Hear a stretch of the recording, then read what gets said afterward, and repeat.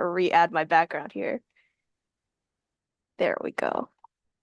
Okay. Let me share my screen one more time. I gotta go back to the beginning of the slides though. Okay. Share my screen here.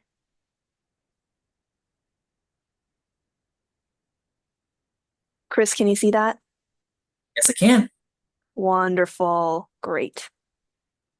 Alrighty, are we good to start? Yeah, let's jump into it. Cool. All right, welcome everybody to our second and final breakout room. After this session, you will have successfully completed the 2024 Job Search Clinic Accelerator. My name is Amy. I will be co-facilitating this session with Chris here, and we are very happy to have you. Could you please drop in the chat your pronouns and what you studied, please, just to get to know everyone. In the meantime, again, we're here to discuss job interviews, but really quickly, I'm going to talk through the agenda. Thank you, Fatma, for being here. Ivana, Zishan, Samara, I believe, Neil, Simran, Effie, Nestor, Kennedy. Creative producing. We got some film and television people in the house. Exciting. I am going to talk through our agenda really quickly. Neuroscience and web design. That's so exciting.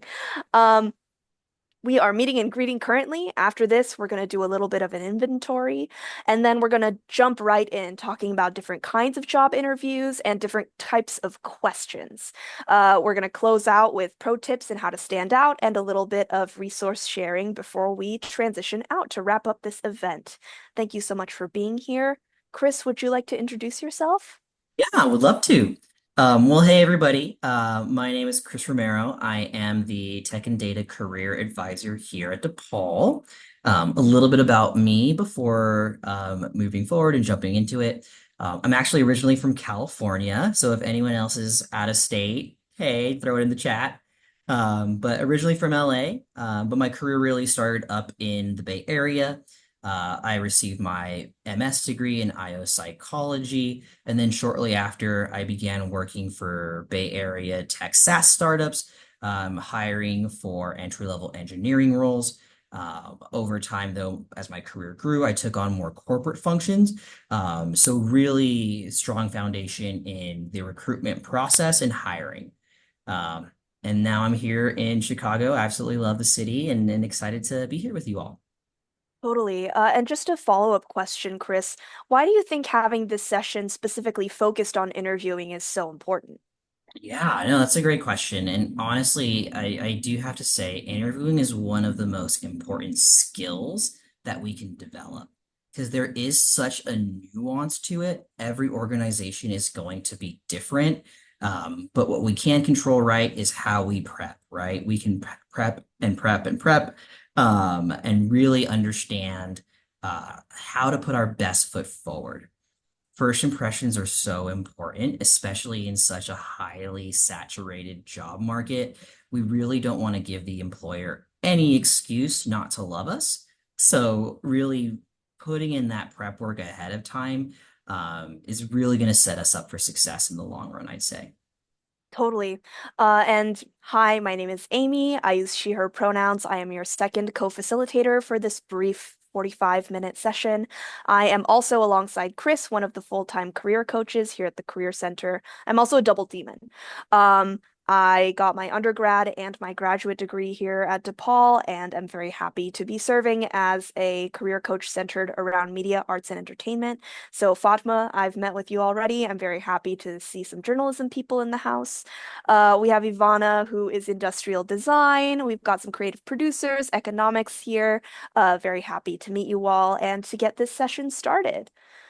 Just kind of bouncing off of what Chris said, I feel like there is this misconception or maybe like a myth that job interviews are just kind of you show up, you try your best, and there's nothing more that you can do, right? But I would be interested in hearing a little bit more about all of your experiences with job interviews and why you selected this session specifically. Samara, would you mind unmuting and talking a little bit about what brought you here? Sure. Can you hear me? Mm-hmm. Yeah, I mean, I don't have a lot of interview experience, maybe like a handful, so I just wanted to increase, my understanding of what to do and things like that. I think I have it good in terms of being like, I guess, conversational and things like that, but I guess Mm. some of the questions usually like will sometimes catch me off guard and stuff like that. So I was just wondering if there's like, a way to improve in that way. So yeah. Yeah, totally. Thank you for sharing, Samara. Is there anybody else in the session right now that kind of resonates with the idea that sometimes they've been caught off guard by an interview question, or there are certain things they've been asked that they don't really know how to answer? I'm open to thumbs up in the Zoom box, yeses in the chat, any kind of thing that would indicate to me that that's true for you as well. Because I feel like that's true for me sometimes. Yeah, totally. Party react. I like Yeah, that. definitely true for me as well, for sure. Yeah, for sure. And that's what this session is oriented around, right? So, really quickly, we're going to start off with a definition. Chris, could you define what a job interview is for us? Yeah, absolutely. So just jumping right into it, right? Job interviews. What are they? They're essentially, or a job interview is essentially a structured conversation, right, between you and an employer, where you ask each other questions to determine if you could potentially be a good fit for the role. I really do want to make sure that I stress, though, job interviews are not just a great opportunity for employers to assess us as candidates, but it's a great opportunity for us as candidates to assess employers as well, to make sure that the organization is going to be a great fit for us. The role is going to be a great fit. The culture is going to be a great fit. So definitely it's a two-way street. But essentially, there are two main pieces of information that employers are looking to get during an interview. One, why you want the job, and then two, probably most importantly, why they should hire you. So figuring out how we can best prepare to demonstrate those questions will definitely be setting us up for success when we do go to these job interviews. Absolutely. And I want to stress the part that the interview is a structured conversation. I feel like sometimes the feeling that we get as interviewees of, I don't really know where this is going, I don't really know what I'm supposed to be saying, is because we as candidates are not aware of the structure of different interviews. And so I would be curious, Chris, what are the different types of interviews and how might they be structured, especially in the initial stages of interviewing for a job? Definitely. So this one I can totally see how it can be a little tough, right? A little confusing, especially if we're new grads, just because there's so many different types of interviews out there. And depending on the company, right? Every organization is different. They may have a different recruitment process. So here you can see that there is a wide variety of different interviews that you can potentially be asked at any stage in the interview process. We have phone screens, asynchronous, synchronous, virtual or in-person interviews, panel interviews, and then depending on like the role, right, there can be any sort of additional assessments, um, technical, so that's going to be like paired coding, or maybe there's like a case study, or maybe they want us to present. It's so important, especially since there is a wide variety of potential interviews that we can be asked to participate in, that we really understand what we're going to be jumping into. And the best person to ask or to provide that answer is going to be the recruiter. If there's anything I should say or want to say, like make the recruiter your best friend, because honestly, at the end of the day, they want you to succeed. And so jumping into a little bit of the types of interviews, phone screens, that's typically going to be universal. That's going to be that introductory conversation with the HR recruitment team. If it's a small startup, it might even be directly with the hiring manager. And conversely, if it's a larger organization that has a huge influx of applicants, they might do a sort of like asynchronous like video interview where you record your responses and then submit them. And so it really is just going to depend on that like first level. But then moving forward, as we continue on in the interview process, likely everyone will have those hiring manager, either virtual or in-person interviews. They may be one-on-ones. If you are meeting with a larger team, more than not, you'll be meeting with a panel to save time. And then again, with like assessments that can depend and it varies between jobs. But you can either have like any sort of like maybe like a writing assessment, paired coding, case study, all those things. So it's super, super important to like for our preparation to understand what stage of the interview process and what we can expect from that stage moving forward. Totally. And because we have a super wide variety of industries represented here, we have some econ majors, journalism, neuroscience. This session is going to be very heavily focused on that initial phone screening, that initial meeting with a hiring manager, that first round interview. Are there any questions about the types of interviews before we move on? Great. And moving forward, at any time, you are all more than welcome to raise your hand or drop questions in the chat. I'll be monitoring the chat, and we're more than happy to field any questions along the way. So, really quickly, before we're going to dive into the types of questions that are asked commonly during interviews, I want to touch really quickly about what it means to dress for success, right? It doesn't mean that you're not allowed to showcase your personality at all. It means that we want to put our best foot forward when making a good first impression. It's like meeting the parents for the first time or like your first day of school. You want to make sure that you're making a great first impression. What that can look like for you can be clean, lint-free clothing, make sure your shoes are dress shoes and that your hair is well groomed. You want your cell phone off. If you are having a virtual interview, pajama bottoms, totally fine. Just make sure that anything that's in your Zoom background or that employers are going to see is that professional version of yourself, right? Chris, do you have anything to add before we move on? You pretty much nailed it. If you are ever confused, again, use your recruiter, leverage them as a resource.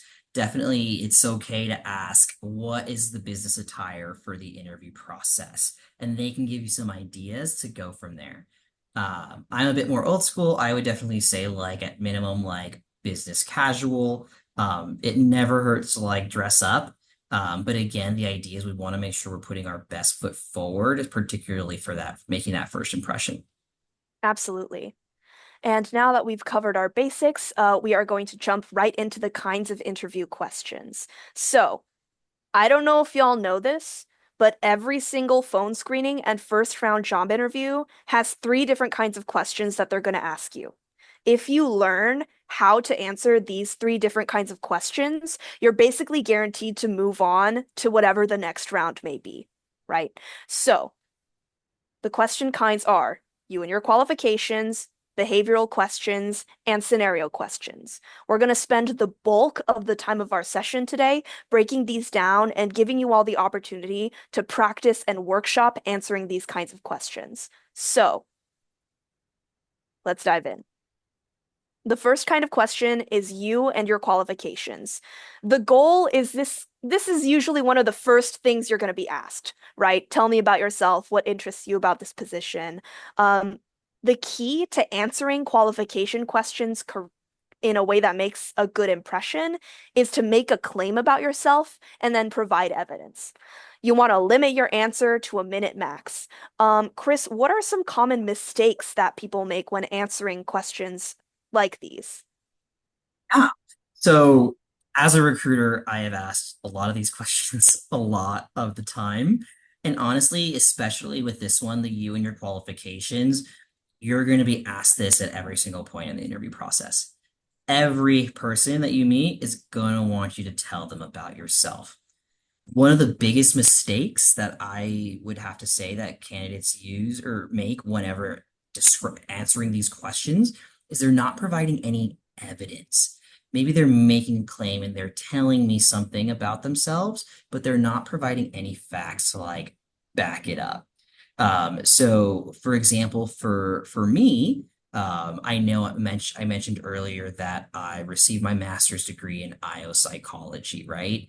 What would have been great in like an interview is if I had used that to like showcase evidence or prove that I have a passion for people or human resources. And I would love it as if, Amy mentioned in the chat, is there anyone interested that would maybe like to take a stab at this question? If not, I will randomly be calling on someone. Okay, great. Ivana, could you unmute, please? Yep. Totally. Thank you so much for being our brave volunteer. I really appreciate your engagement. Everyone in the chat, please say yay, Ivana. Um, if I were to ask you to tell me a little bit about yourself, how would you answer that question? I think I would answer like just quick introduction. I'm Ivana. I recently graduated from DePaul and I studied industrial design. Um, I guess like I could like talk about like a qualifications like I've experience in rendering and prototyping and CAD software. Okay. And with that, what's the claim that you're making about yourself? I guess the claim I'm making is that for whatever job I'm applying, I had like experience in these sort of like say like product development. Yeah, Um, totally. yeah. And what is the evidence that you're giving to back up that claim? Um, I could like talk about like one of my projects, and as for CAD software, I have a certification in SolidWorks, and then I have experience at using Rhino and AutoCAD. Okay, that's wonderful. Um, if you were to, w would you be interested in trying to answer this question? Yeah, sure. Great. Okay. I'm going to pretend to be an HR recruiter. Uh, Okay. thank you so much for coming in, Ivana. I'm really excited to have this conversation with you. Could you begin by telling me a little bit about yourself? Okay, so I'm Ivana. I am a recent graduate from DePaul. Um I have a degree in industrial design. I let's see. I enjoy designing things that are like fun, innovative, and that people can find personal value in. Um I have a certification in SolidWorks and experience in Rhino and AutoCAD. Um, yeah, I guess my question is like, what else should I add? Like, Yeah. as far as like what I guess what skills I have, any personal stuff I should add, things Mm-hmm. like that. Totally. Yeah. How did you Right. feel about that answer? I mean, I think the answer I think the answer is okay. I feel Mm-hmm. like I could use more. I mean, what I added right now is fine, but I could be adding more. Yeah, totally. Chris? No, Yvonne, I have to say that's like a really, really great start. And I love what you were trying to do or doing whenever you were highlighting those like additional facts and evidence to like support that claim. Hmm. One trick though that I feel like has always helped me, at least with both in delivering this and like as a recruiter, like understanding it, it really helps to like frame this in as your journey, right? Hmm. Part of interviewing is making that connection with that interviewer and Hmm. sharing about yourself. So if you think about it in like a journey and then embedding that evidence in there. So um you can start by saying like, hi, I'm so excited to be here. Thank you for asking about my background. My name is Ivana, and I'm just a recent DePaul alumni grad, where I earned my degree in industrial design. I was able to take on a lot of additional projects, which has really fueled my excitement and really has what's inspired me to apply for this role here. It's Hmm. always like really helpful to kind of like give that background, that context, share your experiences, but always coming full circle as to kind of like what has inspired you or what has led you to this point. And it can be your background, your project work, your experiences, but the trick is to like share that journey, embed that evidence, and then land as to where you're at currently in that process, that you're excited about the opportunity or the organization, whatever it might be. But thinking of it in that journey always helps, I would say. You did a really great job. Okay, thank you. Would you be interested in trying again based on this feedback? Or do you have any Uh, other clarifying questions? I can try again. Okay, So I'll I ask the question again. okay. Um, Thank you for coming in, Ivana. I'm really excited to get to know you. Could you start by telling me a little bit about yourself? Okay, well, thank you for having me today. I'm really excited for this interview. So I'm Ivana. I'm a recent DePaul graduate where I got my degree in industrial design. Um, I I enjoy making designs that are fun, innovative, and can help people find personal value in. Um, I have like a lot of experience in prototyping, rendering, and CAD software. I have certification in SolidWorks, experience in Rhino and AutoCAD, and these skills have sort of led me into this job, and it's um I'm really looking to uh work in a role where I can apply both creative and technical skills in. Great. Chris, what did you notice? Or actually, I should ask you, Ivana, how did this second answer feel as opposed to your first one? I think it does work a bit better. Yeah, what did you notice about, like, did you feel a different way, or do you feel like the information flowed in a different way? I mean, information definitely flowed better. Mm, I mean, of course, I can work on it some more because I just kind of did this on the fly, but it definitely helped. yeah, totally. Chris? I mean, honestly, I feel like she hit it spot on. Practice is so important, guys. Like, just practice, practice, practice. The more that you practice, and the more that you practice with like a real person, like face to face, because again, like being able to it's not just about being able to like spit out facts or answer the question, but it's also about being able to confidently deliver that answer. Because if you guys don't believe it, like I won't either on the other end. But you also need to like make that connection with that person. So the more that you practice and rehearse your responses, the easier it is to deliver it on the spot. But I totally agree with you, Ivana. I think you had a really great flow. And I love where you ended in terms of like why you're here, right? Like why you're Mhm. interested in the role. Everybody please say yay, Ivana, in the chat one more time for being our first brave volunteer. Do we have a second one for behavioral questions before we dive right into our second kind of question? Thank you, Fatma, for your yay.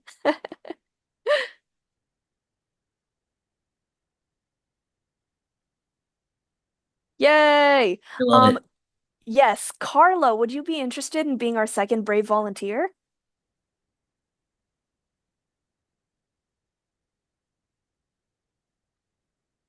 Ooh, I think Carla might be having some mic troubles. Let's see here. Who can I call out? Samara, would you be interested?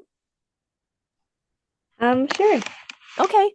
Um, Before we begin, I just want to go over behavioral questions really quickly. So behavioral questions are kind of like they're gonna ask you to give an example or tell a story. Is there any one of these, Samara, that is interesting to you that you might want to try answering? Um,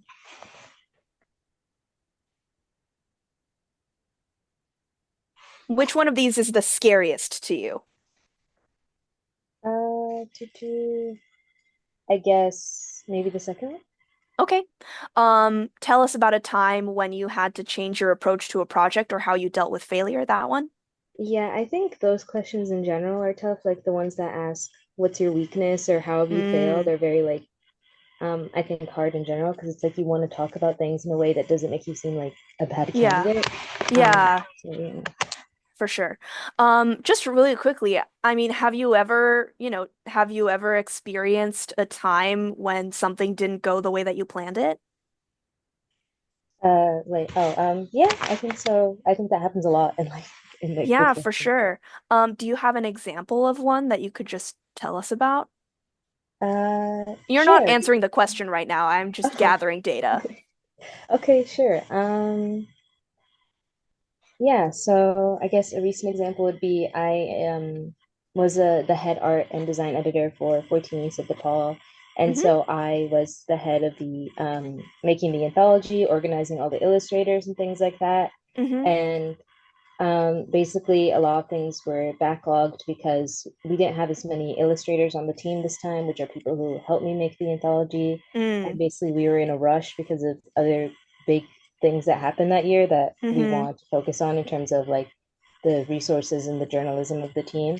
And Mm-hmm. so I like personally like was like, okay, how am I going to get this done when we only have like a month left and only like a handful of illustrators?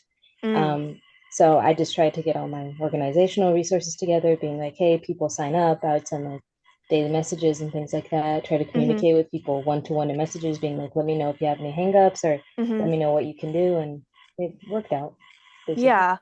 And how specifically did you have to change your approach to this project?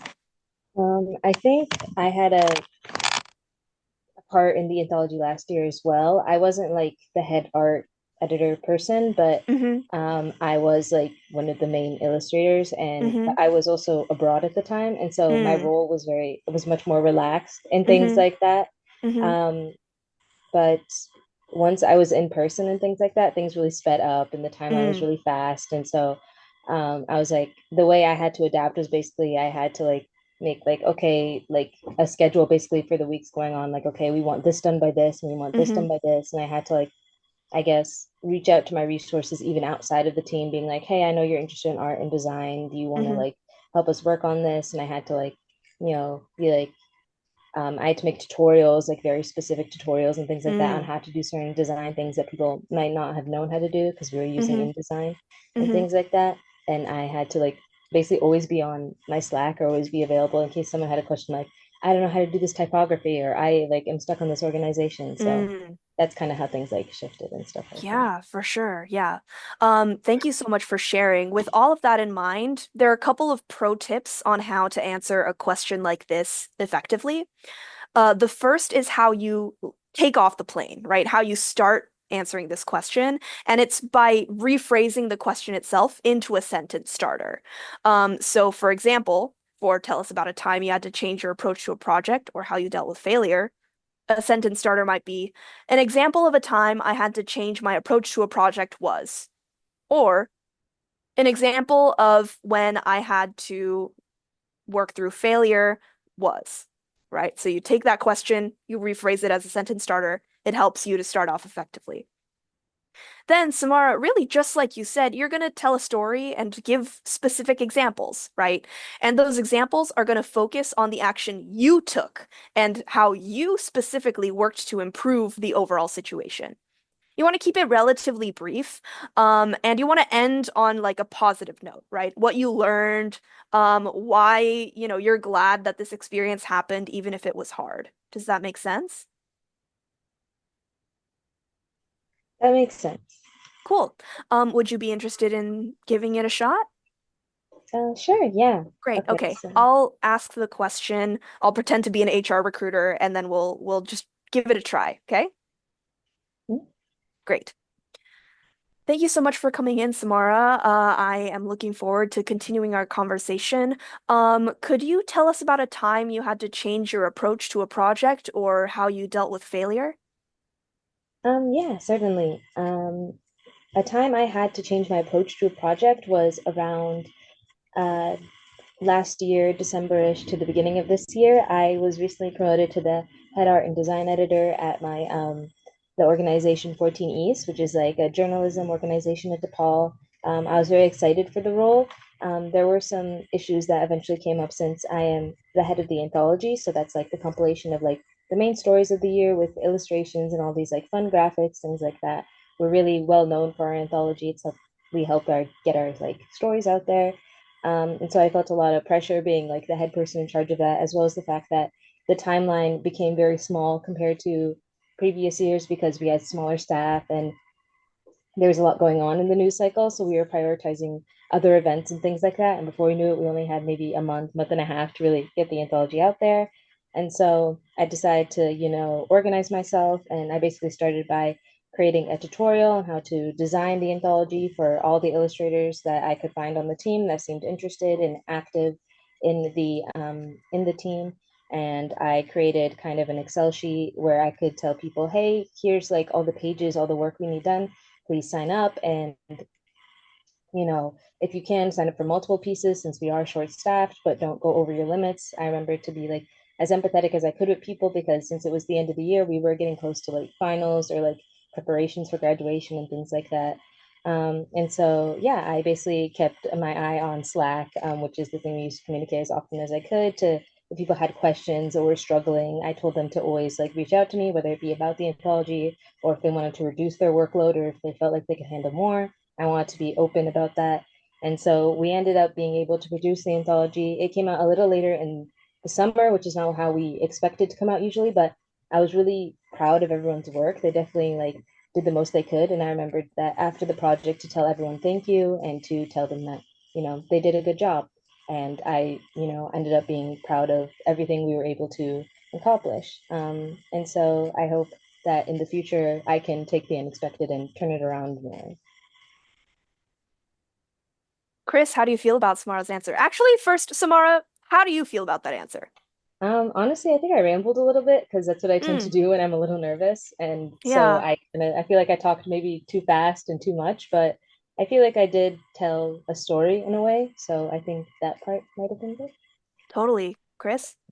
Samara, I would totally agree. And firstly, like, good job and thank you for being brave and sharing that answer. I would totally agree that you did a great job in telling that story. But we could maybe be a little bit more concise in our response. Um, and also, I think that would have been a really, really great answer for the first question, right? Can you give me an example of like where you led a project?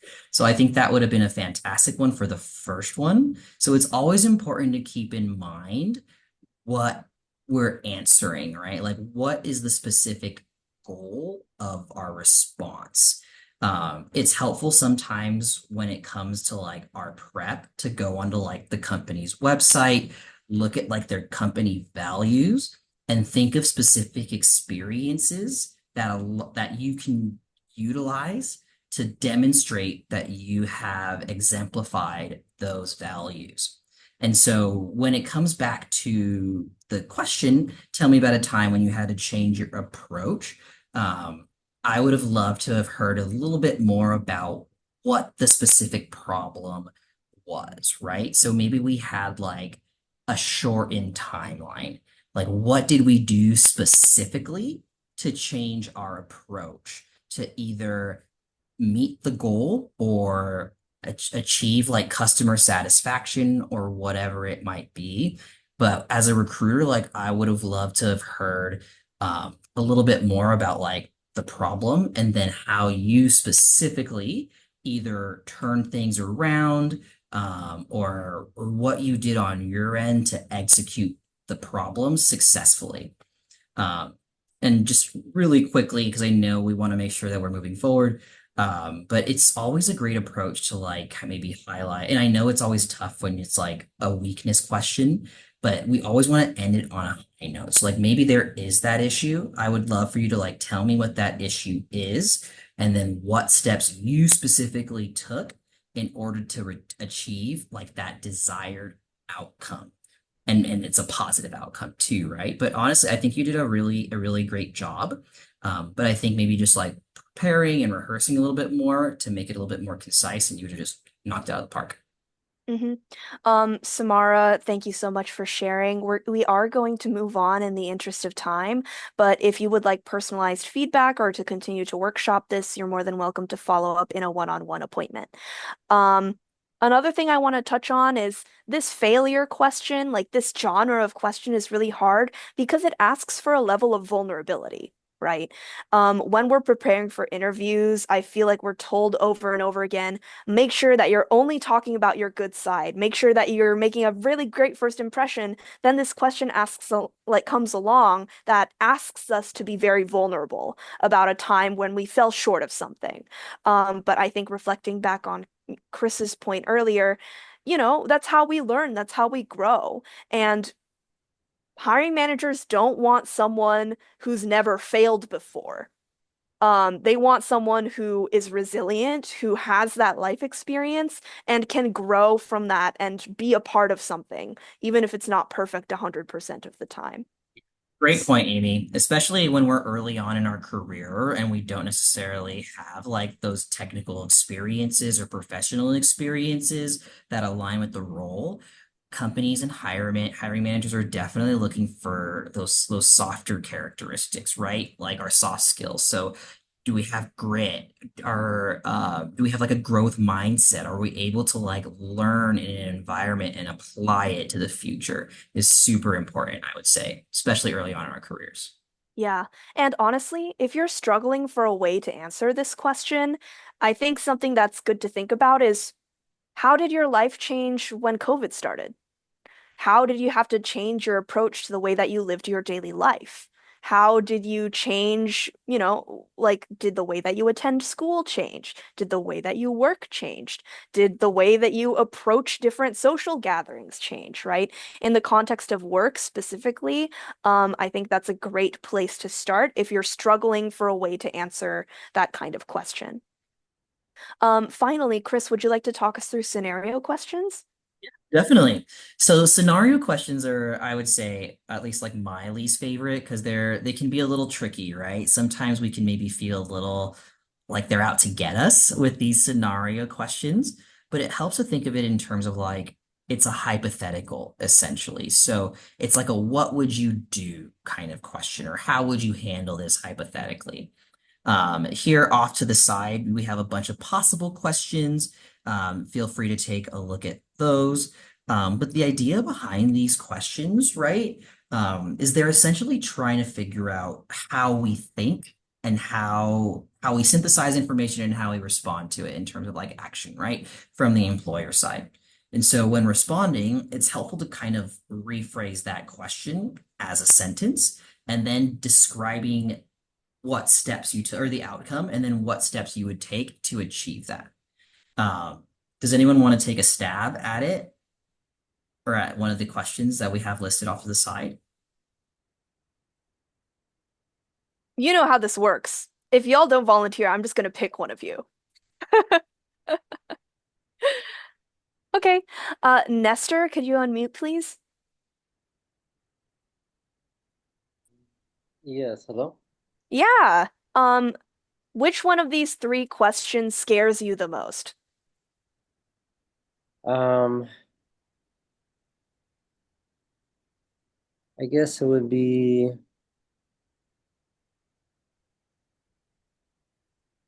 how would you deal with a colleague at work with whom you seem to be unable to build a successful working relationship? Mm. Has this happened to you before? Have you ever like been in a group project or been on a set or had a writing partner that you just didn't really get along with?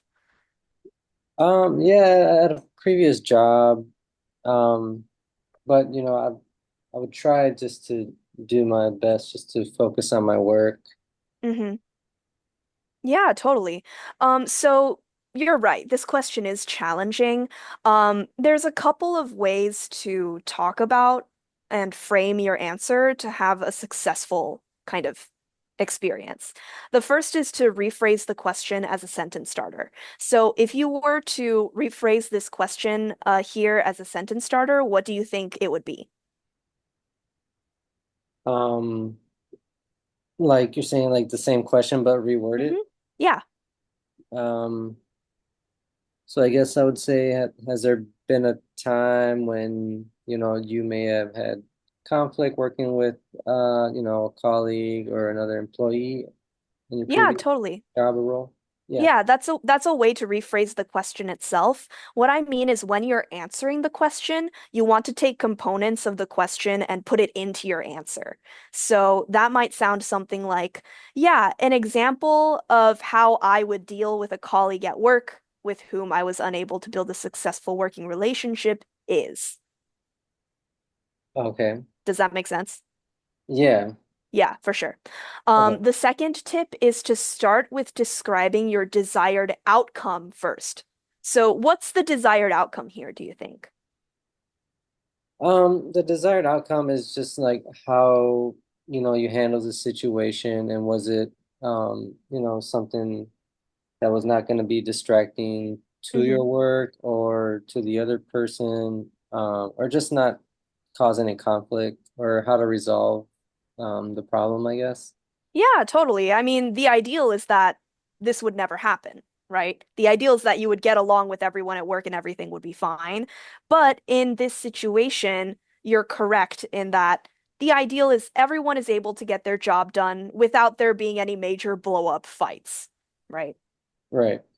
And so saying that desired outcome right away makes sure that you and your hiring manager are on the same page, right?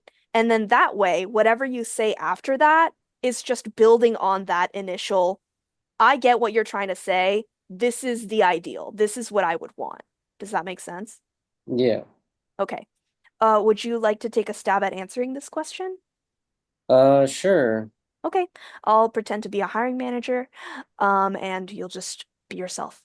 Thank you, Nestor, for coming in. I'm excited to continue our conversation. The next question that I have for you is, how would you deal with a colleague at work, with whom you seem to be unable to build a successful working relationship? Um, yeah, I mean, I would just try to find some common ground. I mean, respect, I would, hope that we both respect each other's boundaries. But, I would just focus on my task at work. Um, not let anything bother me if they have anything negative to say or the way their attitude is. If anything, I would just be there to lend a helping hand if anyone needed. So stay positive and productive throughout my day is what I would focus on. How do you feel about that answer? I felt like it was okay. I mean, I don't Okay. know. Yeah, totally. Did you rephrase the question as a sentence starter at the beginning? No, no, I didn't. I don't think Okay. I did. No. Did you describe your desired outcome first? I think so. Yeah, for sure. Chris, do you have feedback for Nestor? Sure. So, I mean, great job, Nestor. I know it's a little nerve-wracking when we're all put on the spot, right? And it's kind of a similar vibe during the interview process. But like Amy mentioned, I definitely think helping to rephrase that question as like a sentence starter would kind of like help you lay the foundation. Also, when we do think about these scenario questions, sometimes it's helpful to think about what kind of skill is the organization assessing, right? So, that'll help us provide what the evidence or help us think about what kind of evidence we want to provide in order to support our answer. So, if the question is, how would we deal with a colleague at work with whom we seem unable to build a successful working relationship, right? Um, Something along the lines of like, if this did happen to me, unfortunately, again, like if I wasn't able to build a successful working relationship with a colleague, lay out the desired outcome, right? Like we want to make sure that maybe we're either building that relationship, right? Because we want to make sure that we're working in a positive environment or that we're able to collaborate with members of different teams or individual teams or cross-functionally. Collaboration is super huge when it comes to like organizational effectiveness, and that's like a skill that they're assessing. So if you weave in, and this is where we're able to think about what kind of like steps that we want to provide or steps that we take as evidence. So if we think, okay, we're going to demonstrate how we collaborate or how we communicate or conflict resolution, I would love, or I would have loved to have like heard like more specific steps as to how you actively mediated or built that working relationship with that person. Because that's going to really demonstrate the skills of collaboration or communication, teamwork that the company's like looking for. But great job. Okay. Yeah, that makes sense. Thank you. Yeah, of Hmm. course. In the interest of time, we will be moving on, but just like Samara, just like Ivana, same goes for you, Nestor, and anybody else in this breakout room. If you want to follow up with us, get that one-on-one practice and feedback. There's going to be a form that you can fill out to have the front desk reach out to you to schedule those one-on-one appointments. Another thing, just before we move on, these scenario questions, they're hypothetical. And so you can just kind of make stuff up as well. So an example of what that might look like is for this last question here. You don't have the information you need to prioritize your projects. How would you handle the situation? I might say something like, I've been asked this question before, and I said something like, I would consult the employee handbook that I was given during onboarding. In the past, when I have had issues prioritizing projects, I review deadlines and go back to the handbook whenever I'm unsure of policies and how to communicate with my fellow employees. Do I know if there's a handbook in this specific hypothetical? No, but it highlights the skill that I'm trying to emphasize, which is that I'm able to independently problem solve, and also that I am able to effectively communicate utilizing the resources that I've been given by the organization itself. That's just another tip for these scenario questions. And we're going to wrap up this session here by doing some pro tips really quickly, how to stand out. We're going to run through these pretty fast and then open up the floor for extra questions at the end. So, my first tip is if you have a virtual interview that's over Zoom or any other meeting platform, you're going to take a Post-it, you're going to take a pen. This is a bizarre tip, but I swear to you that it works. You're going to take a second here. For you artsy types, you might do a better job than me. But you're going to take a Post-it. You're going to draw a pair of eyes on it. You're going to take this pair of eyes, put it up right next to where your webcam is on your laptop. And when you answer questions, you are not going to look at the video of your interviewer on the screen. You're going to look up into your webcam to simulate eye contact. Chris, what do you think is important about eye contact during job interviews?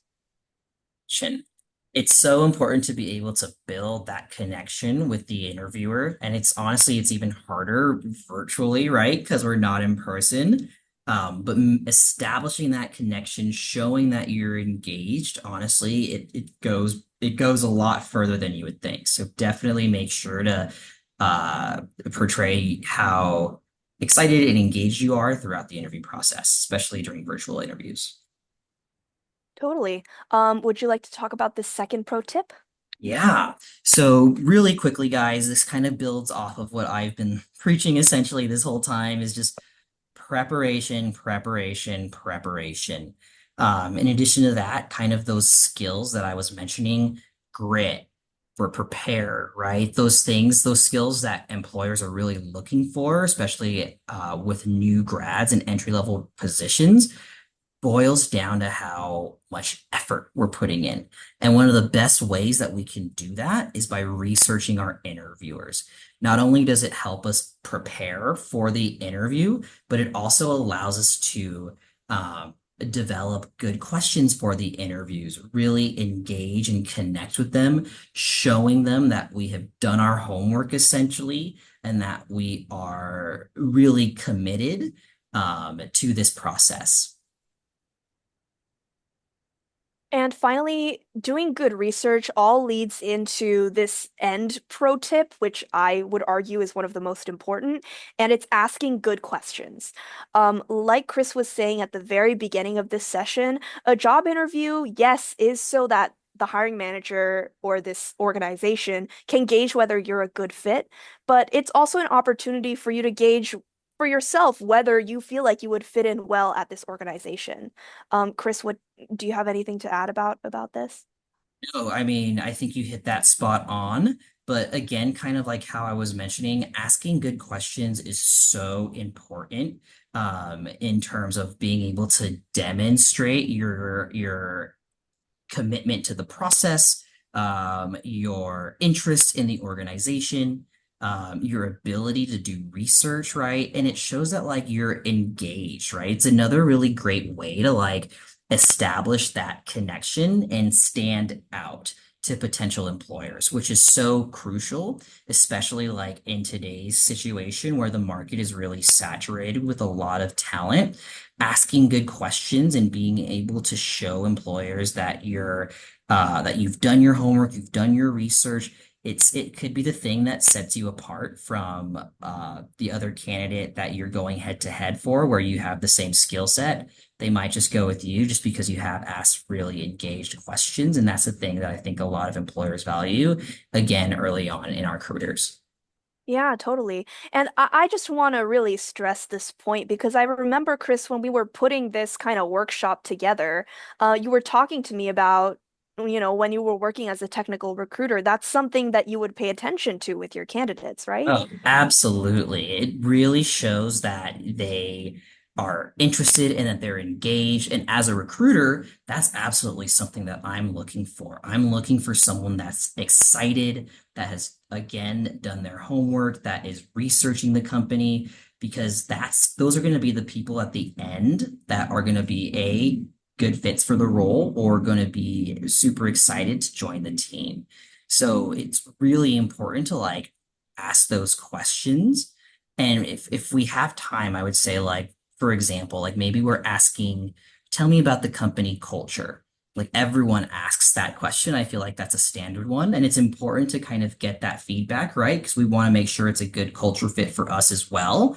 But rephrasing that question, maybe Amy has been at DePaul for 10 years and I'm interviewing by me saying, Amy, I noticed that you have been at DePaul for 10 years.